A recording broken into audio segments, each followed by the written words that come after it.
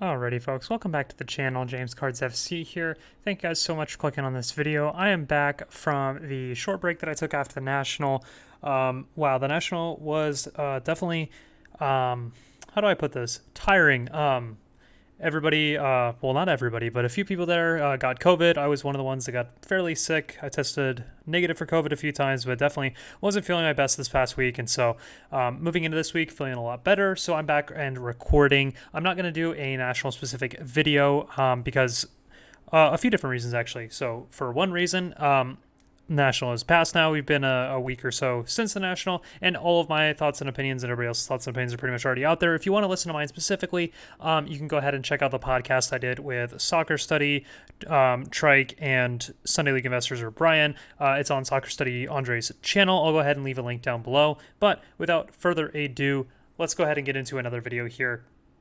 Another lecture. This one is going to be on autographs and why they're overrated. I believe autographs are overrated. We'll be going over that in today's video. It's a bit clickbaity. I know the title, clickbaity, but you got to come back with a bang, right? So we'll come out with a banger on this one. The lecture today is titled Autographs Are Overrated. I apologize for the rambling. I'm still getting used to this. I'm not going to do any cuts, no edits. We're just going to keep going with it. Hopefully you haven't fast forwarded too far ahead. Rambling over. Let's go ahead, get restarted. I promise I will get better as we get back into this. So, starting off with this new introduction slide, this is a dumb American opinion alert. These will be my own opinions. Please do your own research. I'm just an American with a laptop. I think that's something that is lost on people, especially when you go to shows and people expect you to know a lot about different things. No, I really don't know that much, especially about certain parts of this market. I'm just a dumb American. I have a laptop. If you want to have a laptop and create videos, you can do the exact same thing that I'm doing. It's really not that hard. So, don't take everything I say for 100%. This is fact and is what's going to happen. These are just my opinions, and at the end of the day, I'm just somebody that has a laptop and too much time on their hands to go ahead and put together these presentations. So without further ado, let's talk about autograph cards. I want to start with a brief history. So autographs were not introduced inside packs until the early 1990s. They were, in most cases, heavily short printed and difficult to pull back in those days. However, by 1997, manufacturers like Donruss began printing inexpensive products with guaranteed autographs. They released a 1997 set where I believe it was $20. So it's obviously not $20 today, but still it was a $20 set that came with a guaranteed autograph in it, and that is sort of what ushered us into the wave that we currently have of pretty much every box you get has a guaranteed autograph, or 2 or 3 or 4 or 5, no matter the price point. I left this up on the right hand side of the screen. This is the first ever, at least in my opinion, huge autograph card. This was a chase hit in the 1994 Upper Deck set. It has on-card autographs from Mickey Mantle and Ken Griffey Jr. If you're not too well-versed in baseball history, these are probably 2 of the top 10 players of all time and 2 of definitely the most popular players in the baseball card hobby market. So this card is really, really cool, ridiculously awesome. One of the very first Chase autograph cards released in a set. So, like I said before, today autographs are extremely common, with boxes of any price range from $50 to $50,000 guaranteeing a signature card of some variation. You can go to Target or your local Walmart or stores like that and probably buy a box for $30 to $50 that guarantees you an autograph, or you can get something like National Treasures or Flawless or any of these other high-end products, and they'll also guarantee you autographs as well. So this has really become watered down as we've gone through the years. So as I show in this chart down below, soccer cards have followed the same sort of trajectory. With the 1990s and early 2000s, autographs were being insanely rare, followed by massive production increases in the late 2010s into the 2020s that we see right now. So here is the chart. The scaling is not perfect. I wanted to be able to show everything on one screen, so I combined a bunch of years together, but I believe this paints a really interesting picture. So from 2001 to 2010, there were less than 1,000. This is like 400 autograph cards total for soccer cards that were released in those years. Go forward to 2011 to 2013, you start getting into the 3,000, 4,000 range. Then 2014 by itself, you have 4,000. 2015 by itself, you have 3,000 or 4,000.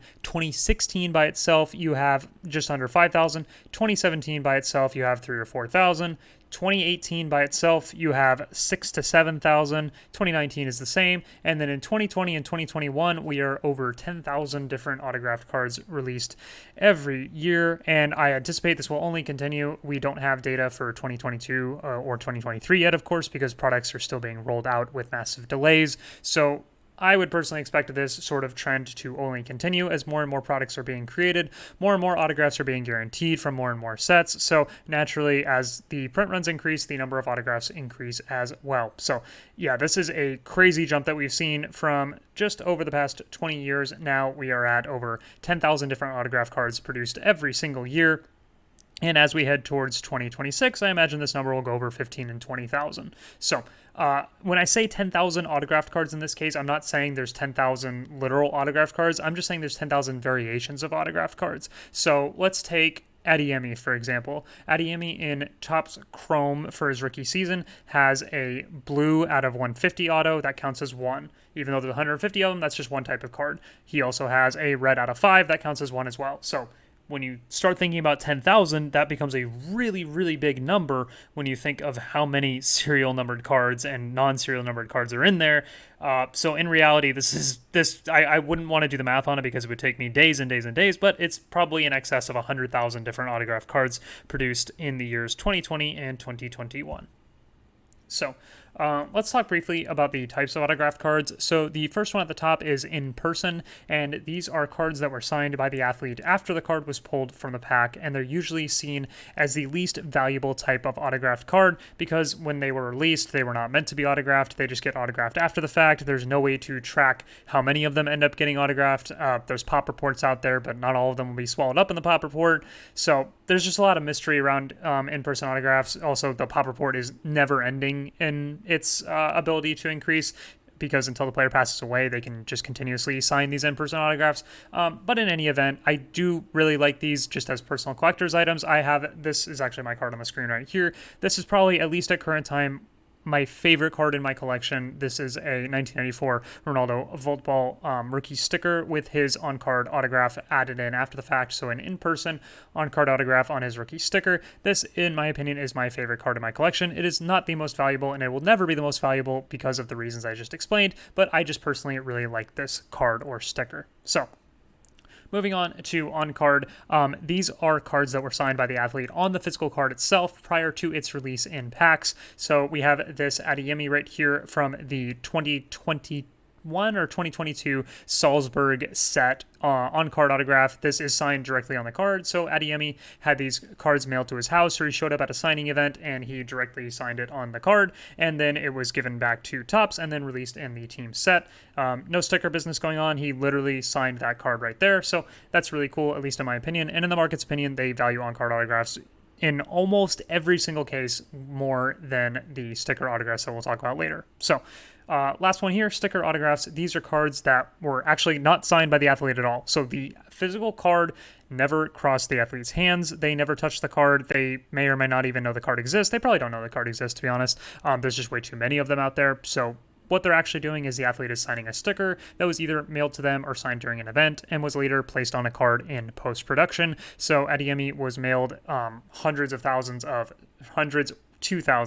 of stickers, and he just signed all these stickers in a row and sent them right back to Panini or Topps, and they took those stickers and stuck them right on the cards, and then they were released. So for that reason, and emotionally and subjectively, I really don't like sticker autos for that reason because they're so disconnected in part of the production process. But in any event, the market also does not treat them as well as they treat on-card autographs in most cases. So that is the breakdown of the 3 different types of autographed cards that people talk about. Everybody will have their own different opinions on these. I personally value on-cards above sticker autos, and I probably value in-persons above sticker autos as well, but feel free to rank these however you want. The market currently sees it as on-cards way ahead of everything else. So let's talk about autographed cards and why I believe that they are currently overrated. So from a purely financial perspective, yes, I believe the vast majority of autographs are overrated. Autographed cards, in my opinion, are great for collectors, but as production continues to increase, the more autographs coming to market will only push prices down across the board.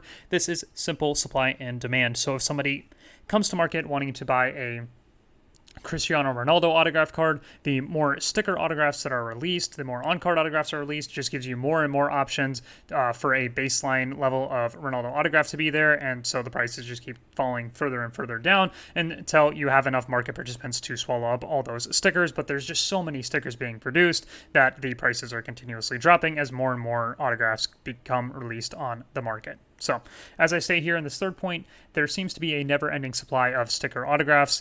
Even Maradona, who passed away in 2020, has sticker autographs that have been released in 2021, 2022 product, despite his death in 2020. And I imagine over the next 5 years, we will see even more Maradona autographs come out, despite the fact that he passed away in 2020, 2022, 23, 24, 25. They probably still have a lot of sticker autographs from Maradona to go through, and they will continuously be releasing them into more and more sets as we go on. So, relating this to the basketball market, which I think is the most hopeful example we have for the soccer market. Hopefully we can one day reach the basketball market, especially on the ultramodern side.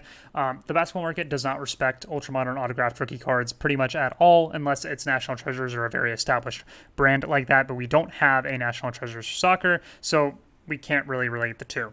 The best we can do is relate the two main sets, which are Optic and Prism, which we also have some parallels to in soccer, but not in the most apples to apples or oranges to oranges case, so I'll just use what I have here. So even on-card autographs sell for less in the basketball card market than the standard cards from the same sets. So we'll use Luka Doncic for this example.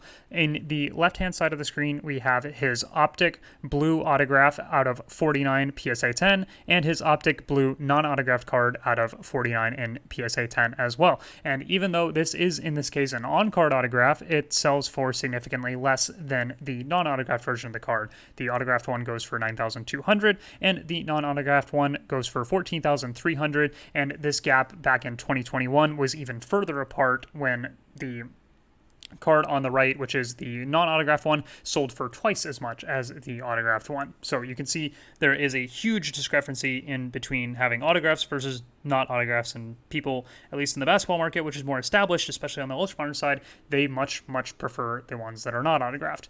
Then we can look at Prism, which uses sticker autographs as opposed to the nice on-cards that Optic does, and you can see that the gap also exists in this as well. The gold BGS 9.5, both these cards are numbered to 10, they're both gold Prisms. The autographed version is $60,000, and the non-autographed version is projected to be worth $93,000. So again, massive gap, despite the fact that one has an autograph and one doesn't. The market much more desires and respects the one without the autograph. But if we then pivot this to soccer, and this is more prevalent in the lower end of the market than it is in the higher end of the market, not saying that $600 or $300 is lower end, and when we're talking about numbers like 60, 90,000, 9,000, 14,000, this is considered lower end.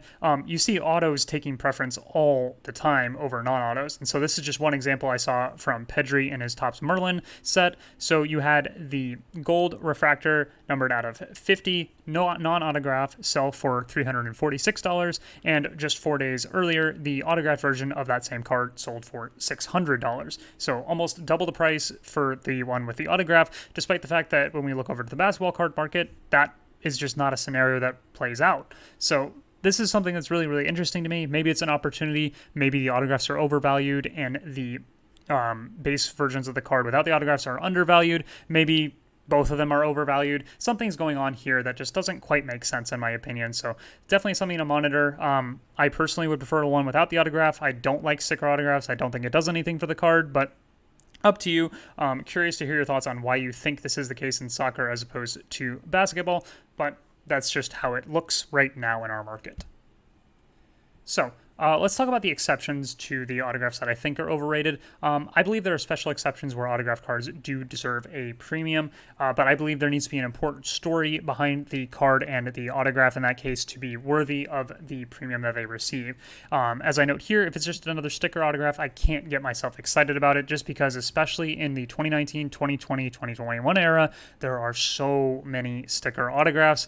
It's hard for a card to be special when almost every set has autographed cards in it, at least in my opinion. So let's talk about some ones that I believe truly are special autographed cards and deserve to gain the premiums that they do. So We'll start with this one that recently sold on Golden a couple nights ago. This is the 2003 UD Manchester United manuscripts black autograph for Cristiano Ronaldo. This is numbered out of 25. It is a sticker autograph, but what separates this from all other sticker autographs for Ronaldo is the fact that it was produced in a 2003 set. It is a miracle that this set was made at all, especially this autograph. Upper Deck only had the license to do Manchester United. It just so happens that Ronaldo was there in 2003 at that point. So yeah, just crazy that this card even exists. And a third point here is that there's a clear autograph difference from what you see his autograph looking like here to his more produced autographs now. If you just compare the two autographs, I should have had it on the screen here, but his autograph looks completely different because he has changed as a person, so his autograph has changed with him. I think that's really, really cool. So this, in my opinion, is a very special, very unique case, and I completely understand why a premium is given to a card like this. So in that same vein, this is a very special card in my opinion. This is an R9 on-card autograph from the year 2000. It is produced in the DS Calcio set, I believe. It is insanely rare. In this set, I think he has 5 different autographed cards or on-card autographed cards. This is one of them. Really nice, black pen, great image, great autograph. This is crazy rare that it exists. It is from his playing years at Inter Milan. So yeah, it's just crazy that a card like that exists. Ronaldo only has these autographed cards and then the 2002 World Cup autographs, as autographs are released during his playing years in 2 packs. So, yeah, an on-card autograph from Ronaldo during his playing years is just an insane rarity, and so I understand that receiving a big premium. Then we moved to the 2002 World Cup set that I was just talking about. These were released in the Japan-specific edition of the set. There were autographed cards for, I believe, 8 to 10 different players. Maldini, Buffon, Ronaldo are among the top guys in the checklist, but there are legends all over that checklist. So all of those cards are numbered out of 100, and all of them were signed during their playing careers, which for pretty much every player on that list is a complete rarity. Buffon is one of the only ones that has extended his career out into the modern era and now has a ton of other autographs as well. But for most of these players, this is one of their only autograph card during their playing years. So for that reason, I think these are incredible, and they are limited to 100, and for that reason, I understand the premium that is given to them. Then we will move on to some ultra-modern examples here, and this one, when I looked at it, blew my mind in terms of the price difference. So this right here is the first on-card auto for Erling Haaland.